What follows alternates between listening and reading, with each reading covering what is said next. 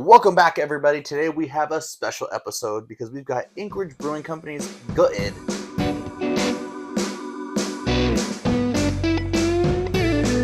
That's right, the mythical Anchorage Brewing Company is back on the channel. Finally pulled out Gutted from the cellar, or Gutted if you're American. This is a Belgian-style dark strong ale. What? This is aged 1 year on Woodford Reserve double oaked barrels. This isn't a stout? No, this is a strong ale from them. Ugh. I'm gutted. Once again, the art you see before you is done by Wolf Skull Jack. He seems to do a lot of the artwork for them. Always creepy, gothic, dark art from them. Expensive bottles, but it is being shipped here from Anchorage, Alaska. Plus the upcharge. They are the Horus of the North, is what I like to call them. But their stuff equally as good as Horus, if not better in some ways, if you like a little bit of a different style. I can't believe you're saying that. You're such a Horus fanboy. The one thing I don't like is all their beers seem to come in these small little 355s. I'd rather just a big 500, honestly, especially for the price. Some of these beers, not this one because it's a strong ale, but their stouts can go anywhere from like $60 to like $90 some places. And they're all in that small bottle? In this, yeah. A lot of money for some wax, and there's a lot of wax on this bottle. But yeah, I think you're a little disappointed it's not a stout. Well, I thought it was a stout, and then until you said it was a strong ale. Whatever. It's not even aged in bourbon barrels. It's just barrels. No. I told you it's aged 1 year in Woodford Reserve double oak barrels. Woodford Reserve is a bourbon. Yeah, okay. I was not paying attention. I was too gutted from the strong ale thing. But it is the double oaked version, so I'm wondering if we're going to get some of that oakiness coming through in the strong ale. Strong ale, to me, is a little bit more of a blank canvas than a stout is. So it's like a porter, pretty much. It's been a hard minute since I've had Belgian ale. It's a porter. This is a porter. Well, let's find out. Let's stop talking and get to drinking.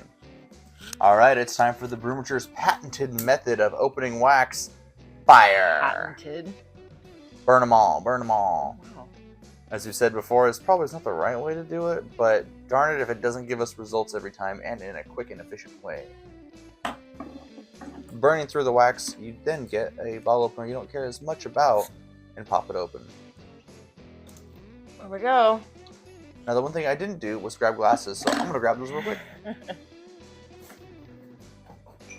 Oh, there we go. It comes right Perfect. off. No special bottle cap from Anchorage. A little disappointing. Also puts them in the same running with Horus.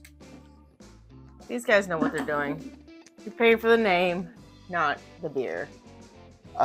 Their beers are very, very good. We've had, remember, what got you into stouts was me and Rafa reviewed a coffee barrel-aged stout from them. I've always been into stouts.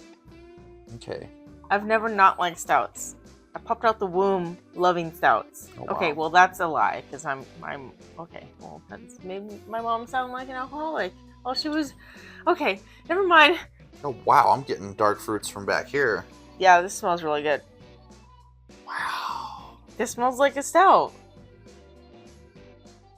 that smells so nice. Like dark fruits, toffee, are the two things that come to mind right away. This smells like a very sweet dessert stout.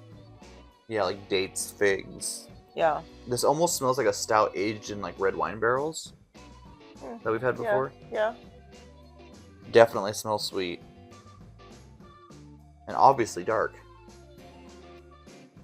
I'm excited to taste this, even though I was just talking shit. Alright, let's see if you like it.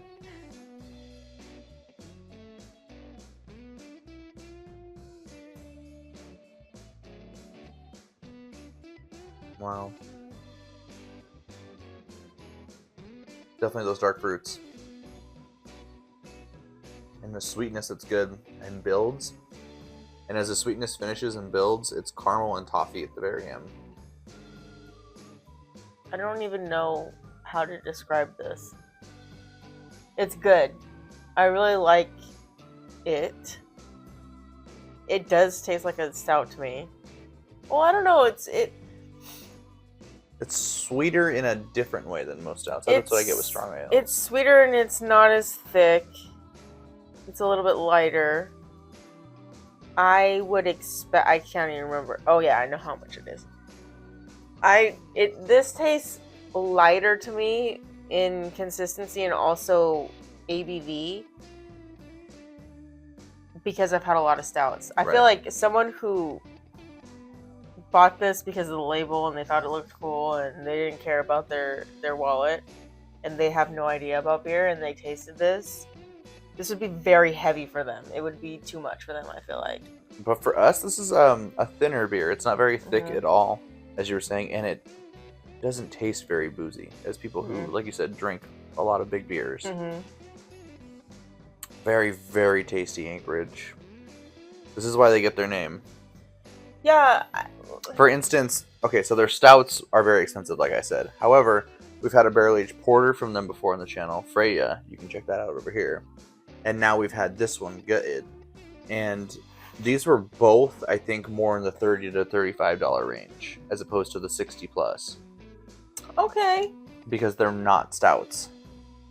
I mean, they're still barrel-aged, so I get why they're so expensive and because of the shipping and everything, but they're still barrel-aged. So just because it's not a stout doesn't make it less than, coming from me. That's weird for me to say, but look at you. I get it, the production line and the time and the effort and all the wax they put on here, you know, that costs money. The tens of thousands of pounds of wax they put on this one bottle. I get why it's so expensive. Obviously, we don't want to pay for that. I mean, who wants to pay more for anything? But I feel like this is worth it. This is definitely worth it. I'd give it a 5. I'm going to also give it a 5. I think it's an easy call for us. Yeah. Anchorage and Horace, they are a similar experience when drinking them. And I say that in the literal sense of every time you open a bottle of them, it's an experience. Like, we're going to sit down, enjoy the rest of this bottle later, relax. And I find myself, when I'm sipping on them, I just, like, think about them more. The flavors that definitely evolve over time as you talk about them. You can just tell that they're crafted with a lot of care. Yeah, it's a lot of time and effort going into this, and I appreciate it. But, yeah, give us a bigger bottle. Bigger bottle, always going to be nice. You know us. We just want more beer.